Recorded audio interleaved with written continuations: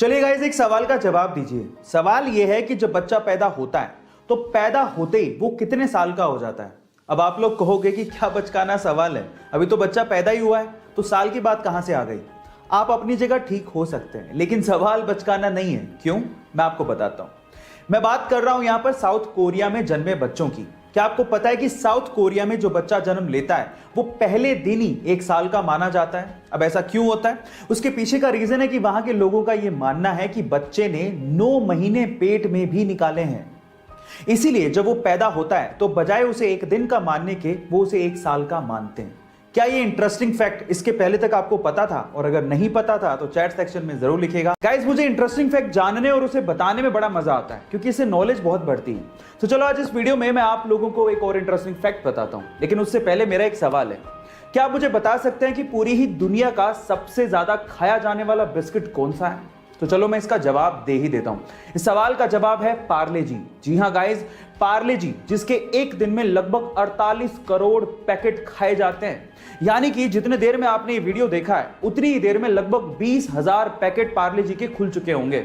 है ना guys amazing fact. चलिए गाइस, एक सिंपल सा सवाल पूछता हूं। मेरा सवाल यह है कि टेलीफोन का आविष्कार किसने किया था? जरा गैस करिए। आपका गैस बिल्कुल ठीक है, वो थे अलेक्जेंडर ग्राहम बेल। लेकिन अफसोस की बात पता है क्या है?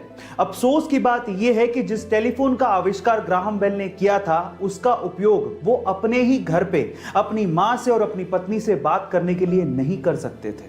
क्या उसके पीछे का रीजन जानते हैं? उसके पीछे का रीजन यह है कि उनकी मां और उनकी पत्नी दोनों डेफ यानी कि बहरी थी, वो सुन नहीं सकती थी। ऊपर वाले का खेल देखिएगा।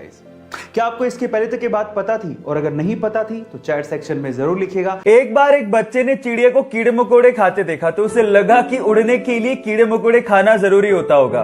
तो उसने कुछ कीड़े इकट्ठे किए और उनका घोल बनाकर अपने दोस्त को पिला दिया और उसके उड़ने का इंतजार करने लगा। वो दोस्त उड़ तो नहीं पाया लेकिन बीमार पड़ गया, जिसकी वजह से उसकी मम्मी से उस बच्चे को डांट सुननी पड़ी।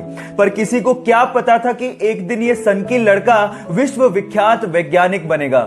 Yes, I am talking about Thomas Alva Edison, जिसने 1000 विफलताओं के बावजूद भी हार नहीं मानी और प्रयास करते करते बल्ब का आविष्कार कर डाला।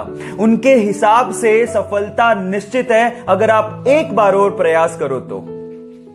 सिक्किम में एक भारत चाइना बॉर्डर पर 14,000 फीट की ऊंचाई पर तैनात एक भारतीय सैनिक को सेना के लिए सामान लेके जाना था। अचानक से ग्लेशियर की चपेट में आने की वजह से उसकी मृत्यु हो गई। उसका शव 3 दिन तक लगातार भारतीय सेना ढूंढती रही लेकिन उसका शव ही नहीं मिला। उसके बाद जो हुआ वो अनबिलीवेबल था।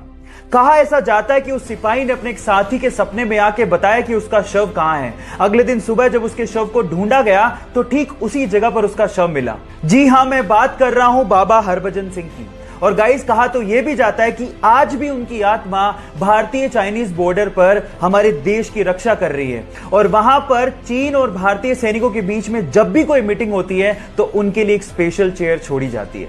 गाइस, मैं बाबा हरभजन सिंह के जज्बे को और भारत के हर सैनिक के जज्बे को दिल से सलाम करता हूं। एक बंदा ट्रेन से जा रहा था, अचानक से टीटी आया। उसने कहा कि सर टिकट दिखाइए। तो बंदा टिकट ढूंढने लगा अपनी जेब में, सूटकेस में, लेकिन मिला ही नहीं। तो टीटी ने कहा कि सर कोई बात नहीं, मैं आपको जानता हूं, टिकट लाए होंगे, आप रहने दीजिए। लेकिन उसके बावजूद भी उस बंदे ने टिकट ढूंढना नहीं छोड़ा। फाइनली टीटी ने कहा कि सर आप टिकट क्यों ढूंढ रहे हैं, आपसे टिकट कोई नहीं मांगने वाला, डोंट वरी अबाउट दैट। फिर उस बंदे ने कहा कि वो बात तो ठीक है, लेकिन अगर मुझे टिकट नहीं मिला तो मैं जानूंगा कैसे कि मैं कहां जा रहा था। अब आप लोग सोच रहे होंगे कितना भुलक्कड़ आदमी है, टिकट खरीदने के बाद भूल गया कि उसे कहां जाना था। लेकिन let me tell you guys, मानव इतिहास में उस व्यक्ति का IQ लेवल सबसे ज्यादा माना गया है।